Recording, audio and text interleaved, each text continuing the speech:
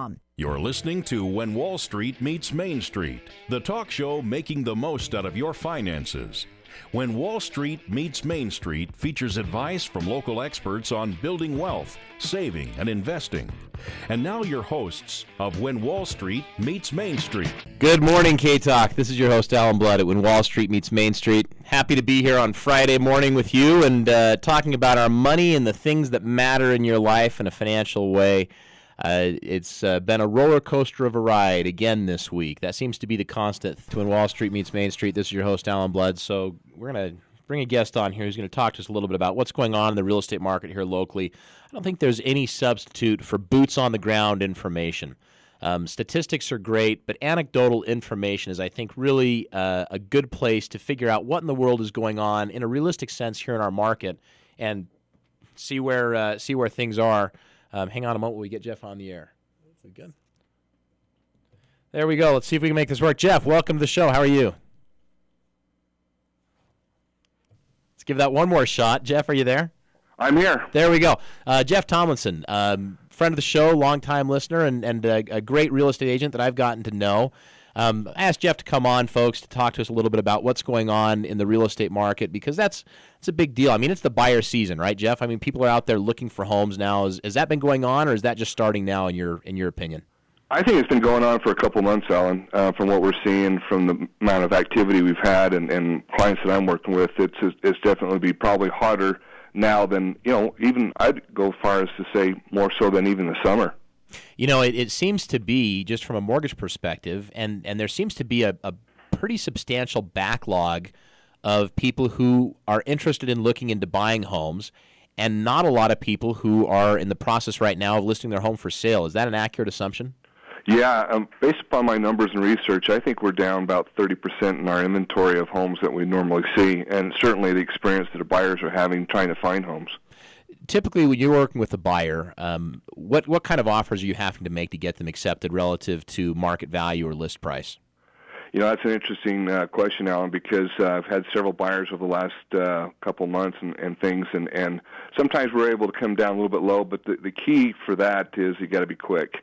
And here's kind of the things that I would say, if you're in it, you've got to be qualified, get with somebody like yourself, a lender. You got to know what you want. And you got to be the first buyer there and quick to pull the trigger to make it happen. Otherwise, we're going to be in a bidding war. I had one buyer who 6 homes because a little bit undecisive. Well, let's talk about the first one. You got to know what you want. That seems kind of straightforward if you're going to go buy anything. I mean, if you're going to buy a car, a pair of shoes, or a house, going in with an expectation of here's what I'm looking for, you would think would be kind of a foundational starting point. How often when you're working with a buyer do you find that they actually know what they want when they start? That's interesting.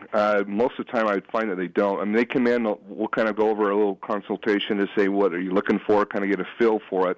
But until you actually take them out and they start seeing what's in the inventory market, they really start making some adjustments then, and then based upon that, they end up buying something. But it's not always what they started with, for sure. There's a phrase I hear from time to time in the real estate world, champagne tastes and a beer budget. Maybe that's not Utah friendly. We'll have to find a different way to make that, DABC compliant. But champagne tastes on a beer budget. Is that something that you see happen with people in your area? Yeah, you can call it near beer. Probably work, right? There you go, with a near beer budget. All right. All right. And that's kind of like, I take buyers out and kind of watch their faces as they look at some homes as they're walking into it. A little shock factor going on. I'm thinking, really? Especially now with our market as far as pricing going up. I've got a client I worked with about 2 years ago, has gotten back into it. He says, is this all the homes? And they've gone up that much? I'm like, yeah, real estate doesn't stand still. So in the numbers that I'm seeing, it looks like Utah real estate has gone up somewhere between 12 and 18% over the last 2.5 years. Is that playing out to what you're seeing in people that are trying to sell their homes? Yeah, absolutely. Even more so in some areas. The thing is too is that when you talk to some of the sellers, I think sometimes they're even undervaluing their home based upon what has been selling in the area. I'll go doing some equity analysis on their property for them, and they're kind of surprised as the numbers are coming in and where trends are going. So let's talk about for sale by owner sellers a little bit. We're a do-it-yourself community here in Utah and in Idaho and in our areas sometimes. Do you find that for sale by owner homes tend to be listed high or listed low relative to actual value? Both. I think sometimes people overperceive value of what their home really is, and they maybe go on some resources that aren't, I would say, very accurate, and so they start pricing based upon that information. And one of the worst mistakes, unfortunately, is they'll ask their neighbor, what they sold it for. Yeah. Nobody likes to admit the truth there, right? No. Yeah, I saw it. It's a great deal. We sold it. It was a great price, great deal. Yeah. I hear that a lot. Well, this house down the street sold for $380,000. So my house probably knows. Well, what's that house like? Well, it's like 3 times the size of my house, but it's right down the street. So that's a good comparable right now. Yeah, really not. Yeah, and they do suffer from that, unfortunately, and we have to kind of educate them, to say, let's bring it back in perspective here and help you understand what's going on, because it really is detrimental to them, because if they overprice or it's not staged right, they're not going to sell their home, and that's not what we're about. That piece right there that you mentioned, staging, I think that's a bigger deal than people think. Clearly the value of your home comes from things like square footage and where it's located and the condition of the home, but my experience has been that staging makes a big difference. I mean, there's a reason why when you walk into the Parade of Homes, they've had a designer come through and put everything where it is. What kind of impact do you find staging has when you're trying to sell a house? In other words, going through and getting rid of the junk, putting things in the right place, making it look more friendly. Well, the thing is, you only have one time to make the first impression. There you go. And without that, you can really kill yourself as far as getting a good offer, because you can't go back and renegotiate once the buyers come in and seen that. So we spend a lot of time in trying to educate sellers, because I find that their understanding of what they might term as clean or ready might be their own definition, but as per the industry standard, or I always try to say, let's go after the model home look, because there's a reason they stage it that way. And if we can get it to that standpoint, I mean, you can really bump it up, depending upon the home, thousands of dollars. And so there's some real worth into taking a little effort to go through and make your home ready for the market. And I think we all kind of get used to our dirt.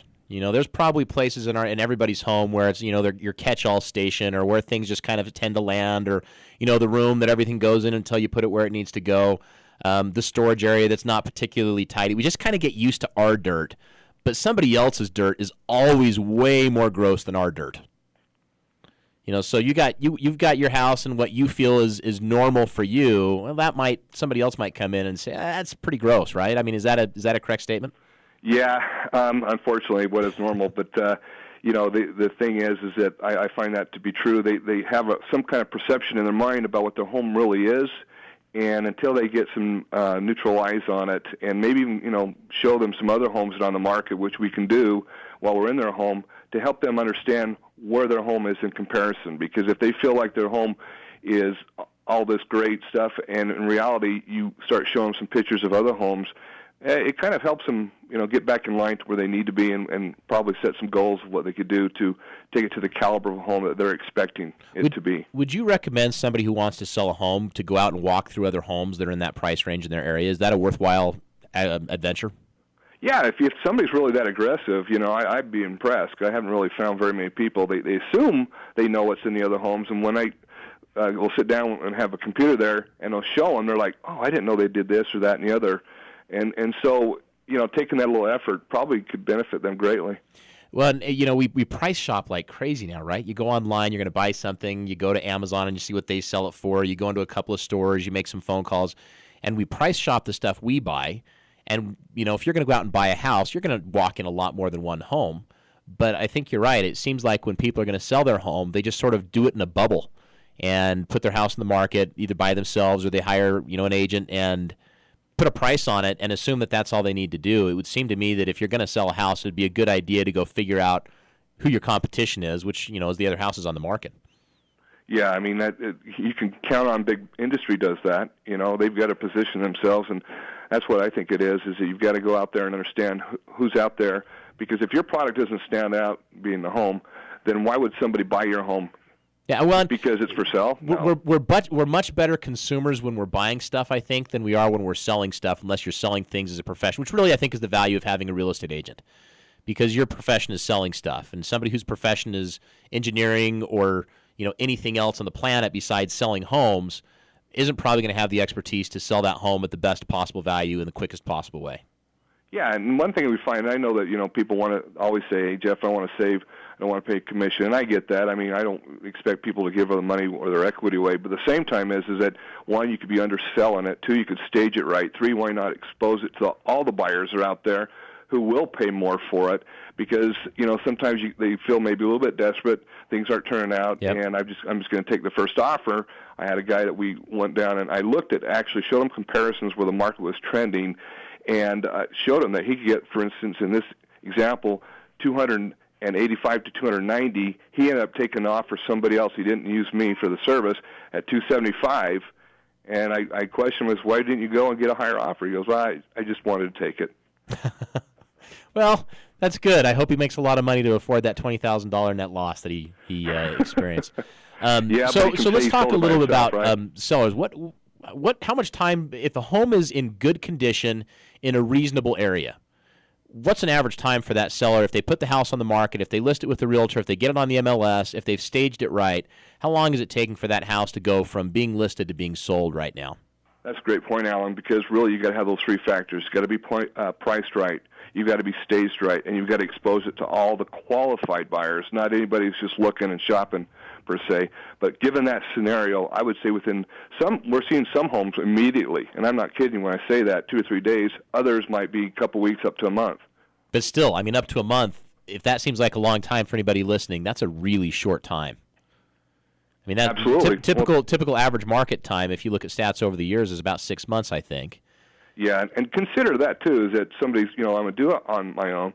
Well, if they still owe, and you know this, if they still owe a mortgage and they're making a payment and they're in the first 5 years of the mortgage, are they not throwing that money away towards the interest? Interest. Yeah. Okay. Well, so let's talk a little bit about the buyer's market. And the caller here before we started chatting was talking about buying a rental property. It seems like there's a lot of pressure right now from people that are looking for two different things. I mean, two different categories of people, but they're looking for the same house. And that is first-time home buyers and people who are trying to buy a rental property that they could turn around and rent and make some money, with 0% return in your money market account and negative returns and savings because of inflation. Real estate seems to be fairly attractive. And if somebody's got good credit and some money down, it's pretty accessible. So we're coming up on a break. When we come back, let's talk about the first-time home buyer in the rental market. Do you mind sticking around for a little bit? Absolutely. All right, we'll pick up on the other side of the break. Stay tuned here at K-Talk. Welcome back to When Wall Street Meets Main Street. This is your host, Alan Blood. I'm here with Jeff Tomlinson from Equity Real Estate. And Jeff, before the break, we were talking about first-time home buyers and people looking to buy a rental property. That seems to be where the pressure is right now. And it makes sense because until somebody buys your house, you can't really go buy another one for most people. Unless you want to become an accidental landlord and take your house and convert it into a rental, which, isn't a bad idea depending on the circumstances, but not always possible. So what kind of things what are you seeing in that market right now? I mean, what's happening for that group of people that are looking for those types of homes? For a rental per se? Well, for rental per se or for the first-time home buyer. I mean, they're looking for the same house, I think, so it impacts the market about in the same way. It does, and I think that might contribute to some of the things that we're seeing. First-time home buyers, I've got several that we're working with right now. Since the inventory is low, it's kind of a challenging experience because you can walk into one home that is completely a mess, let's say. I was just out with some clients last night, and then we went to another one completely remodeled, almost the same price point for the two homes. Wow. And so then if you look at that as far as a rental aspect, they got to compete for that if somebody's looking to pick up one as well. So hang on, let's go back to that. So you're seeing these two houses. They're basically the same house. One's in great shape, one's in not, and they're asking the same price on them. Yep. What's causing the discrepancy? Because either one is listed too high or the other one's listed too low, I would think. Is that accurate? Yeah. Well, and I would say it mainly contributes to this factor is that, once again, you're dealing with a homeowner. They might be in a position where the value that they have on their loan or how much they owe on it dictates what they can sell it for without doing a short sell. But then also it could be that the homeowner just says, listen, I'm not going to sell it unless I get this value out of it. But given this particular scenario, both of them were vacant. So you would think that the motivation factor for both sellers was equally up there. Strong, yeah. Yeah. And so, but that's a challenge that we face when we're working with some homeowners is to help them understand, okay, you might want to sell it for this price, And we'll certainly try it, but in reality is you might not get that for that. And anyone with kids can understand that conversation. I know what you want, but it doesn't really matter. Yeah. You're not going to get it anyway. You can want all kinds of things, but that doesn't really impact anyone else. What you want doesn't impact anybody else's end result. No, and that's reality, right? And sometimes it takes a little bit of time and somebody else to inform them of that before they'll learn, just like your kids. Yeah, exactly. Well, and I think we all go into that mentality. I've said it before, and I think it's true. It doesn't matter really how smart you are. When it comes to dealing with your own finances, people kind of lose a lot of IQ points, I think, generally speaking, because it becomes really personal and emotional. And instead of making good, solid financial decisions, we get into this place where we're making these emotional decisions. And, I feel like my house is worth more. I feel like this should happen. And I think anytime you're talking about money and you use the word feel, it's a good sign that maybe you ought to be seeing things in a different way. Absolutely. You said it. I think you nailed it right on the head there, is that anytime you can look for the emotion factor or I feel, because that doesn't even count for anything because the buyer doesn't care, No. In this case, about what you feel about your home. It's not about what you feel. It's about what value or opportunity that property presents to them. Well, on the flip side, there was an interesting article this week that was posted. It was talking about that specific thing in relation to real estate, and they did a survey of buyers and said, what was it that attracted you to this home? This was from the NAR, and one of the key things that was listed as an attraction was the way the home felt. So they walked in and they felt at home. So it doesn't really matter what you feel when you're selling it. It matters what can you help someone else to feel when they're walking in to buy it. Is that accurate? Alan, that's so unique. Until I got into real estate, I didn't realize that homes have feelings. It sounds crazy, but you can walk into homes and say, this is home, or this is like, nobody would touch this with a 10-foot pole. They somehow they speak to you, and you can feel comfortable, and you feel like it is a home. And other homes are places. When I say home, it's warm and cozy and fuzzy Gotcha. thing. But when you walk in, it's just a house. It's a structure. It's cold. It's dark. It's unaccepted. So how do you adjust that? How do you change that? If you're in the cold and dark, what's the key if you want to sell your house to making it into home? You got to give it some love. There you go. Touch up the paint, turn the lights on, clean the carpets. Yeah, and that's the thing, Alan, is that I've got, for instance, a 75-point checklist. Here's things you need to do, and it doesn't have to be expensive, but you have to consider these things because they do make a difference. Because a lot of sellers have an assumption of what buyers might want. Well, don't assume. Talk to professionals who can actually tell you what they want. The reality is we're all a little bit crazy on our individual way, right? I mean, everybody's got what they think is the most important thing in the world, and that's probably not the same thing as anybody else. And if you know what you want, it has no bearing on knowing what somebody else wants. Absolutely. So, I like the idea. One of the reasons I recommend my clients talk to a good real estate agent such as yourself is, you talk to a lot of buyers and you get a good feel for what buyers in general want, which may not have anything to do with what you're looking for. So let's talk about that in perspective of somebody who wants to buy a rental property. I think that becomes even more important because, I've had clients who've been looking for rental properties and they're, we're helping them get financing and they're out walking through houses and I keep hearing from them, well, we can't find anything because there's nothing out there that I'd want to live in.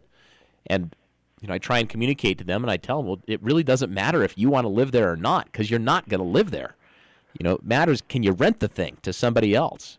Yeah, isn't that unique? Because it's not about them. They've got to, once again, remove that emotion out of that whole equation and look at, does it cash flow? Would somebody else live here? Do the numbers make sense? It's not an emotional purchase. It should be a business purchase, and that's what you should look at. That's a hard step to do, I think, for most people, to step outside of money as an emotion and into money as a financial tool. Logically it makes sense. But when push comes to shove and rubber hits the road and you're actually doing it, I think that's a challenge for most people. Oh, yeah, and you can see it. People struggling, when to pull the trigger and when not. But, I mean, you have to understand why you're getting into this rental situation is money. Well, and if the numbers don't say it, don't do it. So let's talk about first-time home buyers. What are you seeing developing in the market right now?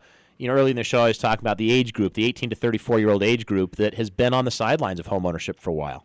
And maybe rightly so. I mean, they're carrying some student loan debt, a lot of them.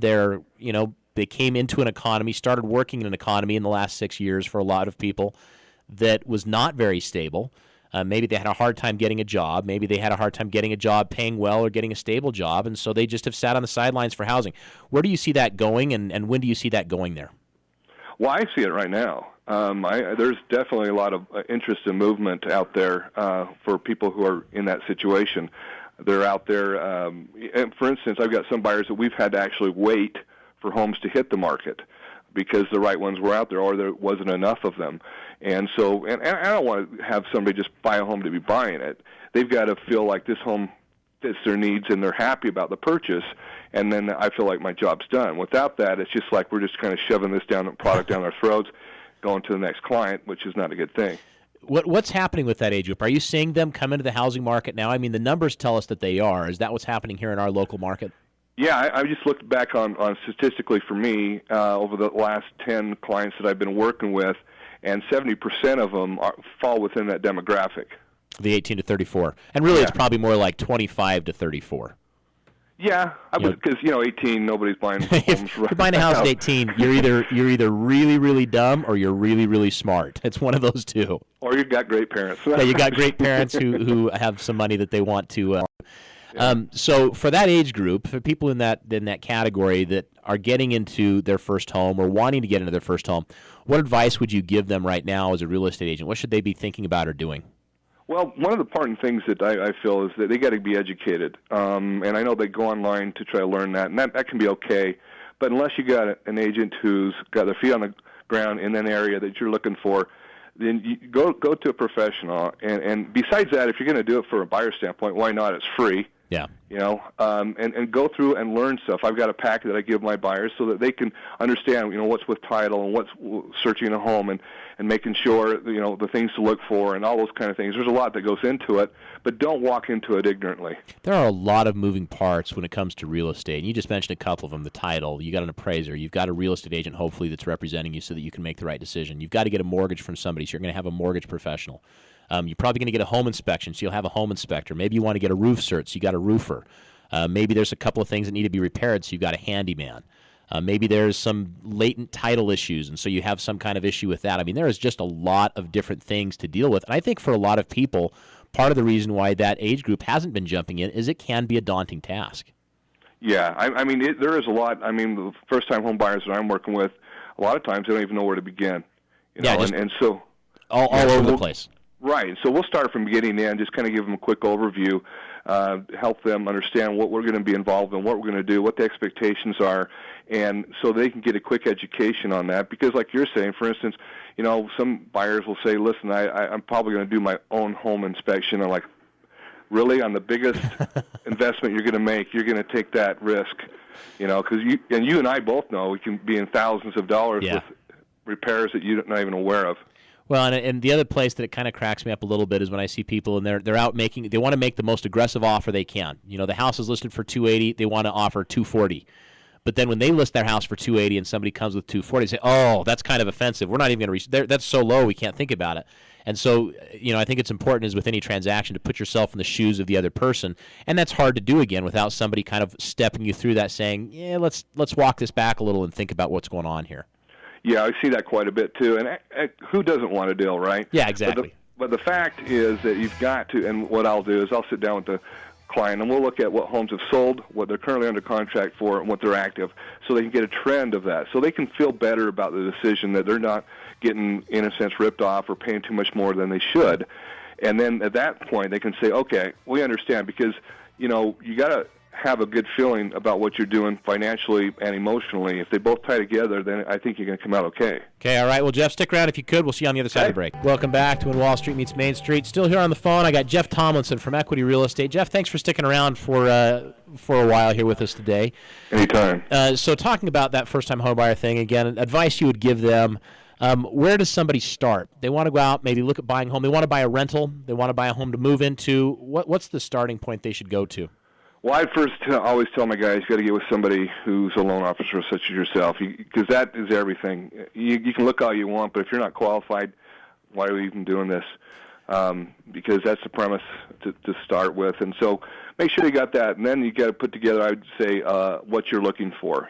Think about your square footage, locations, number of bedroom, bathroom conditions. Are you willing to put some work and time into the home, or do you want to just move in as a turnkey, and then consider your areas that you would like, would like to spend, if it's 5 years, 12 years in, and then any preferences besides that. And then once we put that list together, then we have a good feel for what we're looking for and what we need to find as far as a property that would match up to your needs.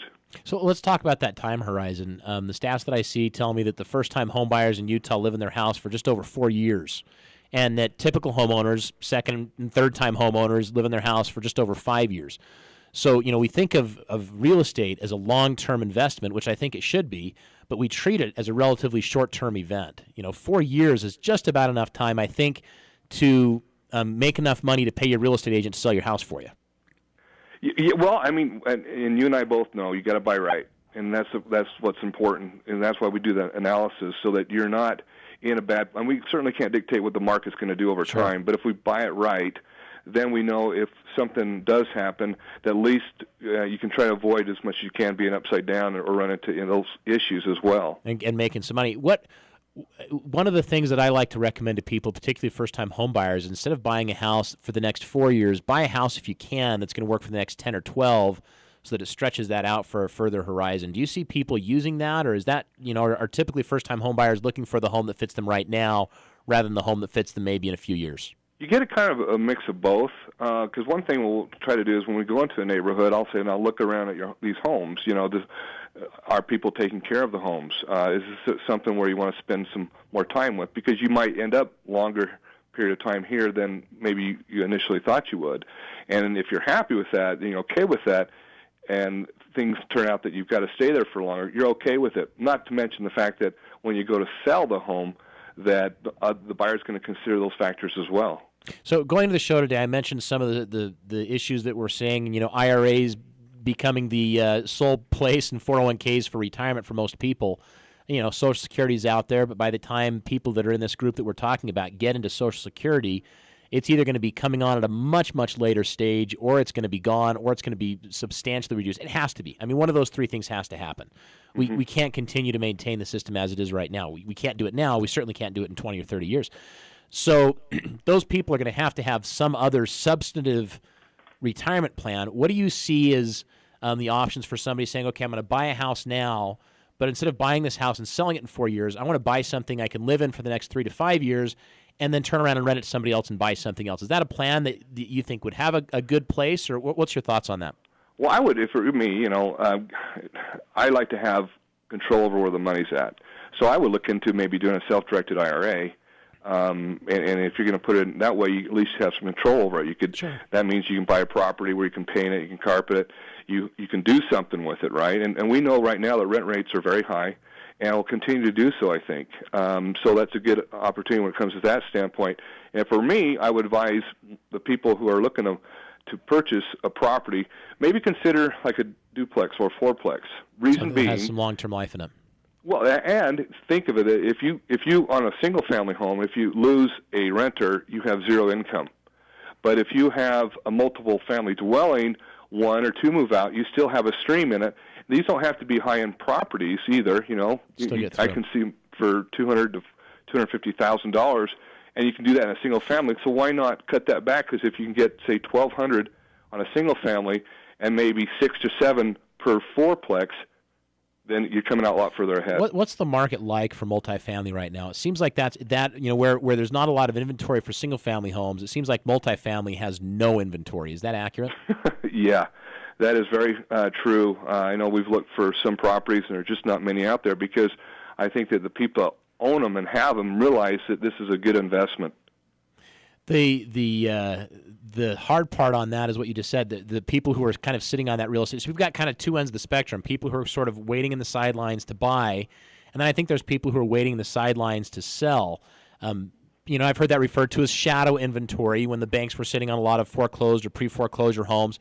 Do you see that there's much in the way of shadow inventory right now in the sense that there's people who want to be selling but just aren't quite there yet? Yeah, that's a good question, Alan, because I've wondered why there isn't more sellers out there and who are not taking advantage, because if the house prices are going up and interest rates are low, then you would think that this would be the optimal time for people to sell their homes. But in reality is that we're not seeing a lot of that, and there's not a lot of short sales. I mean, that market's, has, that market's changed dramatically. Gone away. Yeah, thank goodness. Yeah. Hey, we got time for one quick call. Jeff, do you mind taking a call here with us? Sure. Larry, welcome to the show. What's on your mind? Say, is the Fed the mortgage rates, interest mortgage rates, going to go up? And what is the price of building lots? Are they going up yet? I guess they are. Well, Jeff, you tell us about building lots, and I'll talk about rates. You got about 30 fair. seconds. What do we got? What are we seeing in building lots? Lots are definitely going up. I mean, I see builders, and I've got people looking for, and lots are going up. I've seen them jump like $10,000 in just a week or so. There you go. And I'm seeing builders raising their prices as well. So let's talk about rates real quickly. The driver in rates right now is expectations on the Federal Reserve. You mentioned that. And that's really based on a couple of things. They're watching unemployment. They're watching inflation, they say. They're also, I think, watching consumer prices. Consumer prices are being impacted in an interesting way by oil. If you read information from 10 different experts on oil prices, you're going to get 10 different views of where they're going. People are going to tell you they're going to go to $20 a barrel or $200 a barrel. If you want a good indicator on where rates are going, watch oil. As oil prices go up or down, that has a direct impact on interest rates because of the way that mortgage-backed securities are traded. Honestly, rates right now are just a hair above the lowest they've been in the last 2 years. It's possible they could get better, but it's more likely that they're going to worsen, particularly with the Federal Reserve making it pretty clear that they're going to be raising their target rates sometime in May or June, depending on who you listen to. But they're still phenomenal. They're still phenomenal. I mean, when we say rates going up, we're talking about rates still in the low fours, high threes for 30-year fixed rate money. All right, hey Larry, thanks for your call. Jeff, thanks for calling in today. Appreciate you being Absolutely. on the show. K-Talk listeners, as always, pleasure to be with you, and I hope that in this coming week you're able to make wise decisions with your money, use it in the best way that you can, and make sure that you're spending your money in the best possible situation. Jeff, any parting words of wisdom for our listeners? Yeah, I would just say, if you're getting in real estate, do it now. It's a great time. There's some great resources out there available for you. You don't have to even have money down options. So, why not jump into it and stop paying those rents? There you go. Give us your phone number, Jeff. How can people reach you? 801-643-4334. All right, 801-643-4334. Jeff, thanks for being here today. Everybody, thanks for listening. We'll see you right back here next week on When Wall Street Meets Main Street.